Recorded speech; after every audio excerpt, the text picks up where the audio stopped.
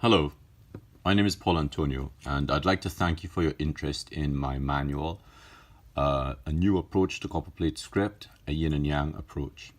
When you're a kid and they tell you to draw a circle, they usually tell you to draw a square first, and then to put these little tangential points, and by plotting from one point to the next, you can plot your circle. If you can do this with a circle and square, then surely you can do it with a parallelogram. So if we plot these points again, we aim for the curves, we get this rounded shape. Now that started me thinking that the line of universal beauty, which is this, is not a curved line.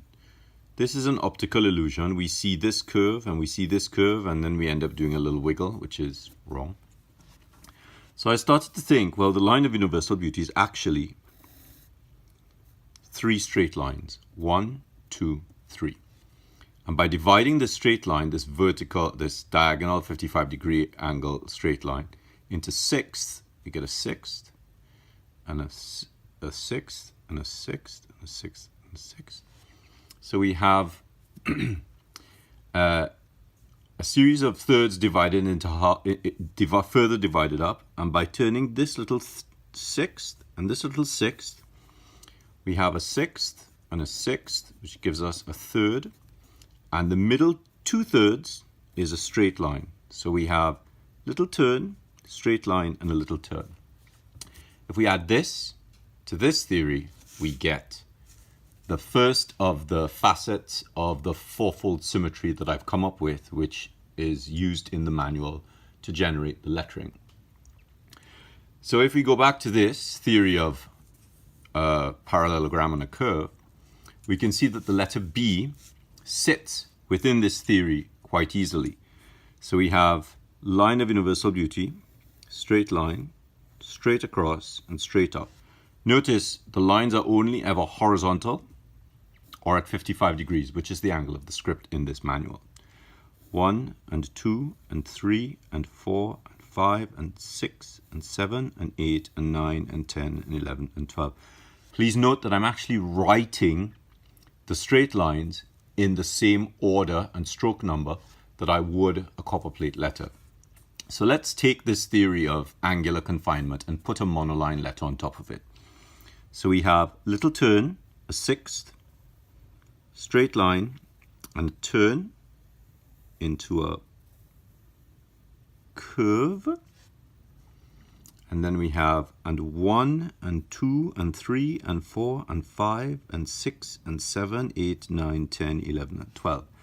And 1 and 2 and 3 and 4 and 5 and 6, 7, 8, 9, 10, 11, and 12. Now each facet has two aspects. So in the angular confinement, you're given a angular confinement box that you need to then put around a monoline letter.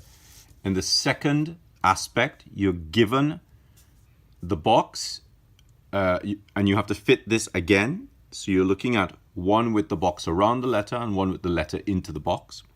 1 and 2 and 3, 4 and 5 and 6 and 7 and 8 and 9. And so what we end up with is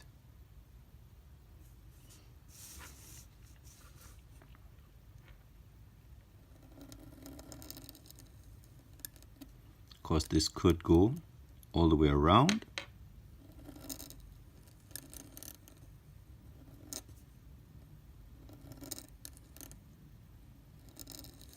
There's your letter B with a little flourish. Now, once we notice that the line of universal beauty is actually a straight line, and by adding the sixth and the sixth turn, we can take that line of universal beauty, add a little turn, add a little turn, and by following the ellipse up and around, what we end up with is something that divides an ellipse in half, and that gives us the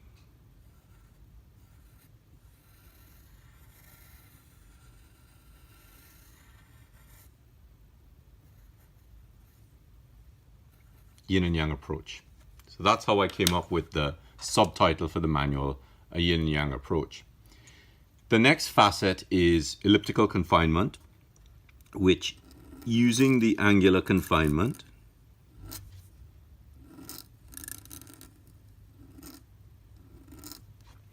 we are following a series of ellipses. So we have ellipse 1, ellipse 2, ellipse 3, ellipse 4, ellipse 5, ellipse 6, and 7. Now there are lots of subsequent ellipses. We have a third here and a third down here. We also have, a sixth and a third and a half. So I go through this in the manual. And if we follow around here, we have an overriding ellipse, which shows where the balance of the letter is in relation to the empty space. So of course, if you're writing a block of text, ideally you don't want the next majuscule to interact with this so that this letter has the white space around it to balance itself. So that's the second facet, called elliptical confinement. So we have the first facet, angular confinement, second facet, elliptical confinement. The third facet is something that I refer to as continuous movement. And that essentially states that each letter is actually only really one line. So we have a baseline and we have an X height, we have a cap height.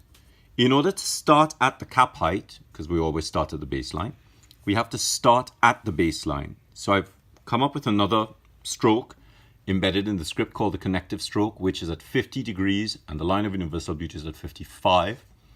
So by moving from the baseline, ghosting into the air at the 50, up and over and stop, because you have to stop because you're changing direction, and line of universal beauty,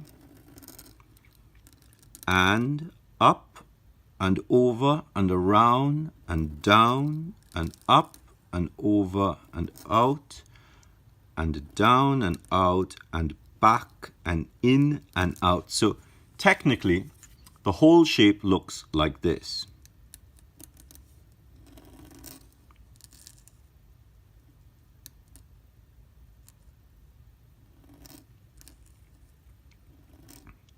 And even to move out of the bowl, you make this little continuous movement up into the minuscule letter that's going to follow the B. The next facet is variable velocity. And in variable velocity, I've compared the writing of a letter to the driving of a car. So when you see a tight turn in the road, you actually slow down in a car. When we're doing this on paper, we tend to speed up, so it's a little counterintuitive. So you're preparing for a tight turn. So when you prepare, it's slow and a little bit. Oh, there's the turn, and up and up, up, up, up, and down. A little ball serif, and up and up and down, and take the turn tight, up, up, up, up, over and down and stop.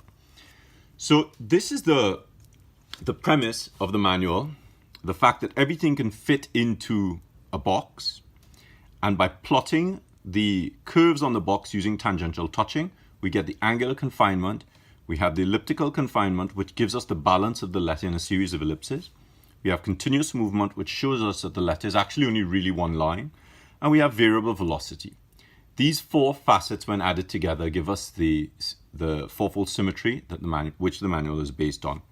The symmetry is also really important because it gives us an understanding of how a flourish is constructed. So most people struggle with flourishes.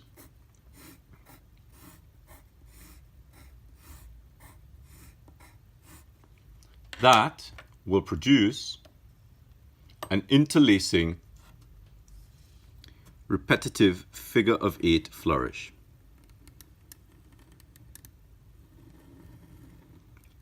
So by understanding where the geometry sits within the shape, we get a better understanding of how a flourish is constructed. Now if we take a slightly more complex flourish, so we have 1 and 2, 3, 4, 5, 6, and 7. 1, 2, 3, 4, 5, 6, 7, 8, 9, 10, and 11. So the confinement sometimes gives us really helps us to think out of the box. And this is the premise of the Copperplate Script, a Yin and Yang Approach. So I hope you purchase a copy. I hope you enjoy learning from it. And please do have a look at the PDFs which are attached to this page, which help you with lots of different kinds of grids to study the script in a slightly different way. Thank you very much.